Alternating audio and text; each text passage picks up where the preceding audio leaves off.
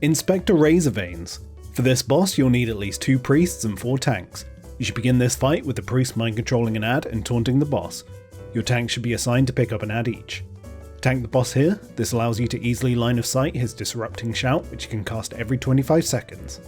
The main tactic is to keep subsequent mind controls on the ads to keep the boss tanked. When a mind control is almost finished, the other priest should begin mind controlling another ad to taunt the boss.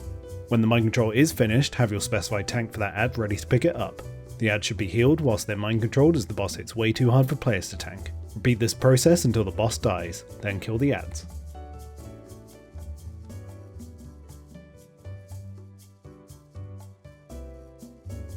Goth Chick. Split the raid into 2 groups with equal tanks and healers. One side is melee, the other is ranged. Range goes on the live side, melee on the dead side. Range will want to prioritize unrelenting riders, then Deathknights, and then trainees. When you kill a mob on the live side, it will respawn on the dead side for melee to re-kill. Melee will want to prioritize trainees, then riders, then Deathknights, and finally the horses. The live side need to be aware of killing stuff too fast so the melee don't get swamped. After a time, the ads will stop spawning and the boss will teleport down to one side. He does a shadow bolt that does nothing, he'll swap sides every 40 seconds until he's at 40%, at which point the gate will open up and you can all nuke him down together, as a team.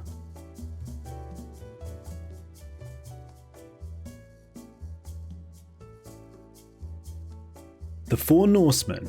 For this fight, you'll want at least 8 tanks and 12 healers. Each boss puts a unique stacking dot on anyone around it for a while. Your job is to not go over 3 stacks.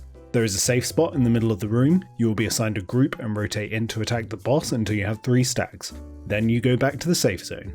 You will need to alternate which boss you attack every time you leave the safe zone, as your previous stacks will not have fallen off by the time you need to rotate back in.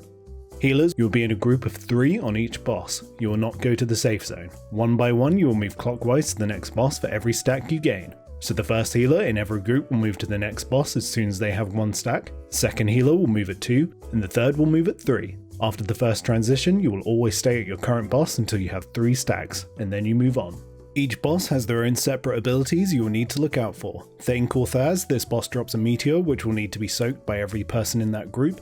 Lady Blamo drops a void zone on the ground which needs to be avoided. High Lord Mograine, best server EU, has a dot that deals a lot of damage, so prepare to heal the tank. Sir Zeliok does a chaining holy wrath that deals increased damage the more people it hits. Stand at max range and spread out by at least 5 yards to avoid this. Melee shouldn't attack this boss. Your DPS will be killing Thane and Mograine first. Once they are dead, you will join the tanks and healers on the other side of the room and assist in killing them. The bosses, not the tanks and healers.